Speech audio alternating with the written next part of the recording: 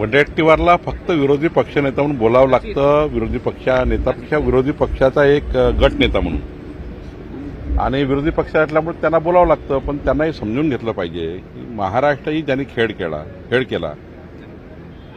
इतका मोठा लोकांचा जीव गेला महाराष्ट्रामध्ये. जे मास्टर माइंड आहे, कसाबच्या घटनेमधले मास्टर माइंड, 160च्या वर लोक मारल्या गेली.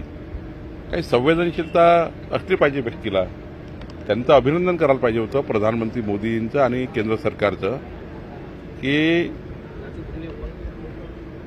राणाला ठिकाणी आणलं आणि इतक्या दिवसाचा जो प्रत्यारोपणाचा प्रश्न होता तो सुटला. खरं तर एक दहशत निर्माण झाली महाराष्ट्र देशाबद्दल या आतंकवाद्याच्या मनात, की बाबा भारत देशामध्ये ही क्षमता आहे की जगातल्या कुठल्याही देशाच्या पाठीवर आम्ही लपून बसलो तरी भारत शोधून काढेल, भारत देश आपल्याला शिक्षा देईल. असा जो एक भारताबद्दलचा जो एक मोठा संदेश आहे तो संपूर्ण अतिरेकी आणि हे जे षडयंत्रकारी आहे, आतंकवादी आहे, पाकिस्तानी आतंकवादी यांच्या मनात जाईल.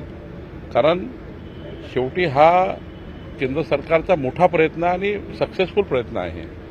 आतापर्यंतच्या देशाच्या इतिहासामध्ये ही नोंद घेणारी घटना आहे की आपल्या देशाची छळ, मुंबईची छळ, छिन्नविच्छिन्न करणारे, आपल्या जनतेला छिन्नविच्छिन्न करणाऱ्या लोकांना धुणून आणलं. आणि त्याचं आता पुढचं आपल्याला माहिती आहे, कसाबला फाशी झाली आहे, हाही काही सुटणार नाही.